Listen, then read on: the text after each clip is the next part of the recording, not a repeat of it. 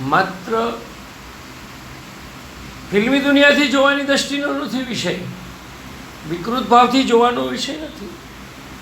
અને આપણે બધાએ જ માનસ તનથી પરિચિત છીએ અને એનો અનુભવ કરીને મોટા થયા છીએ. એટલે બાળપણથી જ એની શરૂઆત માનસ તનથી થઈ છે. પછી સંસારમાં આવે છે, પત્નીનું મિલન કરે છે, ત્યાં પણ એને આ બધા અંગોનો અનુભવ એને જાણે અજાણે થાય છે. આ સૃષ્ટિનો એક ક્રમ છે. અને સ્ત્રીને ખબર છે કે પુરુષની ક્યાં વૃત્તિ છે, પુરુષને શું ગમે છે. નારી જાણે છે કે પુરુષની વાસના ક્યાં, એટલે નારી તમે છે એ અંગ ઢાંકવા કોશિશ કરે, તરત છેડો આગો પાછો કરે.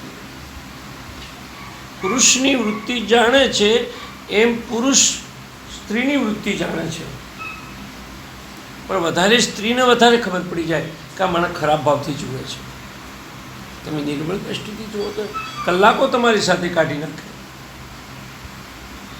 આ જગત છે ને, ભોગો કરવા અને ભોગો જોવા ટેવાયેલું છે. ધારો કે હું એક ઉદાહરણ થોડુંક આપીશ, તમે ક્યાંય નહીં સાંભળેલી એવી વાતો હું કહીશ. એક મહાત્મા હતા અને મહાત્માને ત્યાં એક બેન, રોજ જુવાન બેન આવે, સુંદર બેન આવે ને રોજ કે મહારાજમાં તમને એકાંતમાં મળવું છે. મહારાજે કીધું કે બેન એકલા છો, તમે જરા વ્યાજબી નહીં કહેવાય, જગત ટીકા કરશે. તમે સારા છો, હું સારો છું, પણ ટીકા થશે. તમે દૂર બેઠા છો તો ટીકા થશે. કે કઈ વાત નહીં, પણ મહારાજ મને આવવા તો દો. કે ના, પણ કે હું તમે 2 દિવસ પછી હું તમને કહીશ. મહાત્માએ પોતાના આશ્રમમાં એમને કહ્યું કે ભાઈ તમે એક કામ કરો, તમારું જે બ્લાઉઝ હોય એ લાવીને મને આપજો. એટલે એમણે એ દોરી પર લટકાવી દીધું આશ્રમની. જે આવે એ એકલા ત્યાગી મહારાજ, અહીં હું લટકાવું તો શું માને. જે આવે કે હાલોમાં બાવો નાગો છે, ખરાબ છે. આ સ્ત્રીનું કપડો એ ક્યાંથી આવ્યું, બોલે નહીં કંઈ, પણ સતત આમ કરીને જાય, મોટું બગાડી. મહારાજ સત્સંગ કરે, પેલા મન લાગે નહીં બધાઓનું, ત્યાં જ જાય દ્રષ્ટિ. મહારાજે કીધું, પેલી બેન પણ સત્સંગમાં આવી. મહારાજે કીધું કે જો એક સ્ત્રીનું કપડું ખાલી લટકાયું છે ને તો દુનિયા કેટલી નજરે જોવે છે ને જો સ્ત્રી લટકાયેલી હોય તો શું દશા થાય. એટલે સમાજ આ વસ્તુ સ્વીકારી શકતું નથી. મોહથી કોઈ પણ ચીજને મોહથી સતત જુઓ તો એ આકર્ષણ કદાચ નુકસાનકારક નહીં, એમ જોઈ શકાય. પરમાત્મા એવા સુંદર મૂર્તિ બની છે. ઈશ્વર તારી રચના બહુ સરસ છે. કેવા નવરા હાથે ઘડેલી મૂર્તિ છે.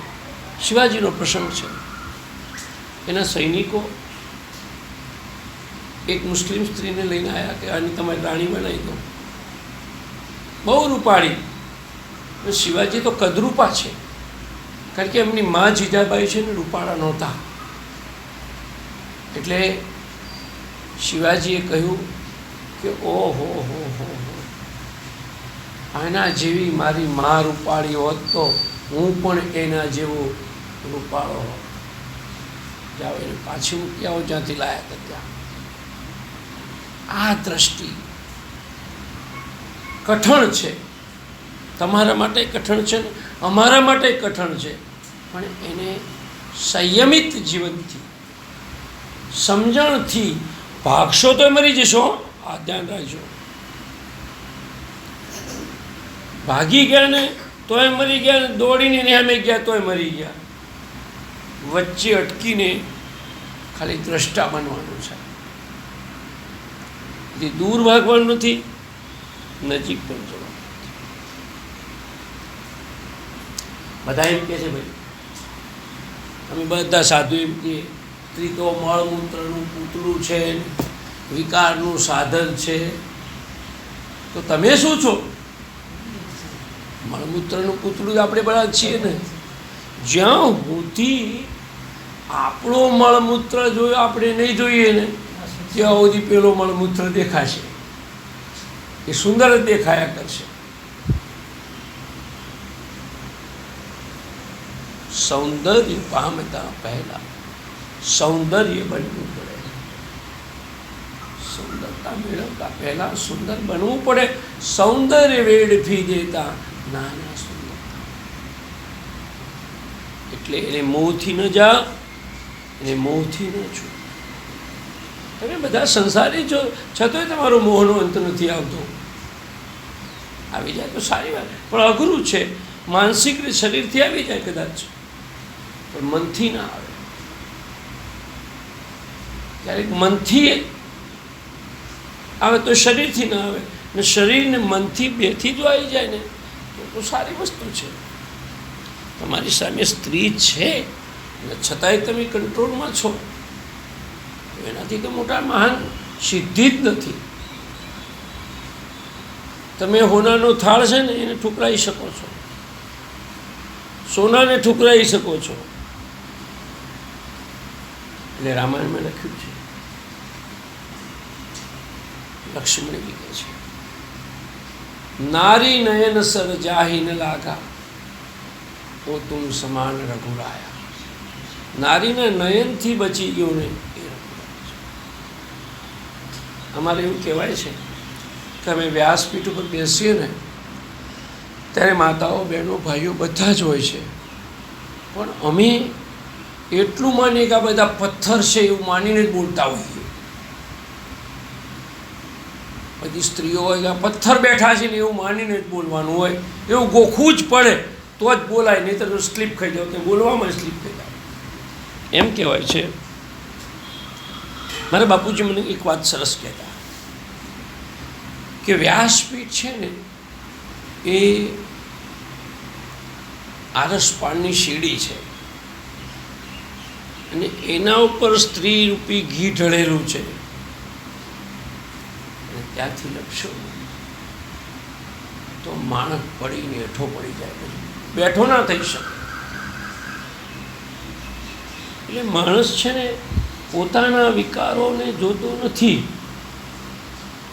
પણ બીજાની સામે વિકારથી જુએ છે. કારણ કે માણસની આંખ છે ને વિકારી બી છે ને શિકારી બી છે. વિકાર ના આવે એવું નથી કહેતો હું, આવે. ના આવે કોઈ બને જ નહીં. આવે, સ્વીકારો આવ્યો છે, આવવા દો એને. એને એનાલિસિસ કરો, પૃથ્થકરણ કરો, એને અભ્યાસ કરો. ક્ષણિક આવ્યો એને વિદાય આપો. એને જો ગળે વળગાડીને ફરી ગયા તો મરી ગયા સમજો. એ તદ માસ વસાદી વિકાર મનસી વિચિન્ન. એ તો બધા માસના વિકાર છે, એને તું છોડીશ નહીં. તમે જોજો ગામડાઓની જે સ્ત્રીઓ છે ને અભણ જેવી ને એવી, બાળકને સ્તનપાન કરાવતી છે તો એમ કંઈ પડી ન કોઈ જોવત હોય કે ના જોવત હોય. એ બિચારી અજ્ઞાન જ છે, એની સચ્ચે એને કંઈ ખબર નથી કે આ શું છે ને શું નહીં, લોકો કઈ રીતે જુએ છે. એ બસ એને બાળક દૂધ પીવડાવવામાં જ એને રસ છે. બહુ સુધરેલી છે ને એની જ દશા છે. એને વધારે નગ્ન હોવાની કોશિશ કરે, કોઈ તો વધારે ઢાંકવાની કોશિશ કરે. લેડીઝ સાયકોલોજી, આ શંકરાચાર્યની લેડીઝ સાયકોલોજી બહુ સમજવા જેવી છે. ને કે આ સ્તોત્ર રચે શા માટે? 32 વર્ષમાં આખી ધર્મની સંસ્કૃતિનો જે માણસ દિગ્વિજય કરીને શરીર છોડી દીધું હોય, એમાં પુરુષ શા માટે આ શ્લોક લખે? પણ એક વાત ચોક્કસ છે, તમે ઇન્દ્રિયોનું જેટલું દમન કરો ને એટલી ઇન્દ્રિયો ઉછળે. એને દમનને સમજાવવાનું, એને દમનને નથી, એને સમજણના ઘરમાં એને રાખવાનું છે. ઇન્દ્રિયોનું કામ કરવાની જ છે. અરે બ્રહ્મચર્ય કેટલા પ્રકારનું છે? કેટલા પ્રકારનું ખબર છે? હવે કહ્યું છે તમને બ્રહ્મચર્ય કેટલા પ્રકારનું છે? 5 જ્ઞાનેન્દ્રિયોનું, 5 કર્મેન્દ્રિયો અને 11માં મનનું. આ 11નું બ્રહ્મચર્ય રાખવાનું. હાથે ગમે તેમ કોકને માર્યા કરે તો એ હાથનું બ્રહ્મચર્ય તૂટ્યું કહેવાય. એક વસ્તુનું બ્રહ્મચર્ય નથી.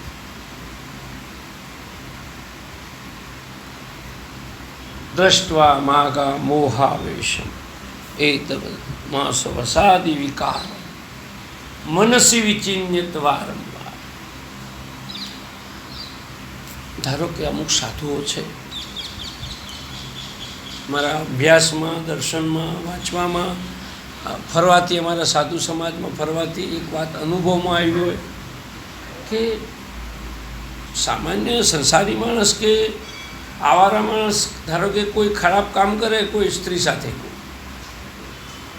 કંઈ જુલમ કરે, બળાત્કાર કરે, તો એની પાછળનું સમજી શકાય છે કારણ કે ભાઈ એ સંસારમાં છે. પણ જ્યારે સાધુ આ પગલું ભરે છે ત્યારે એની પાછળનું કારણ સમજ્યા વગરનું અતિશય દમન. બીજું સ્ટેપ એ છે કે વધારે પડતું બિનજરૂરી એકાંત, અને ત્રીજું છે સતત કામનું વાંચન, ચિંતન અને સંપર્ક.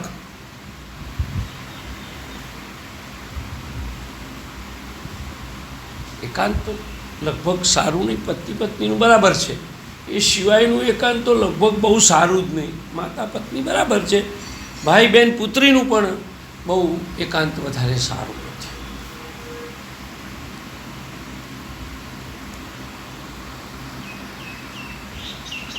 સંસ્કૃતિ જેટલી વિકસિત થતી જાય છે ને એટલી વિકૃતિ આવે છે.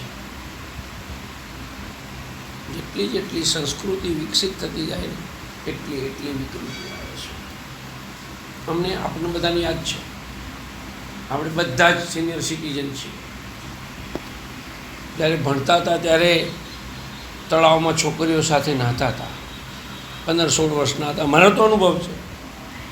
આજના બાળકોને કોઈ વિશ્વાસ નહીં કરે,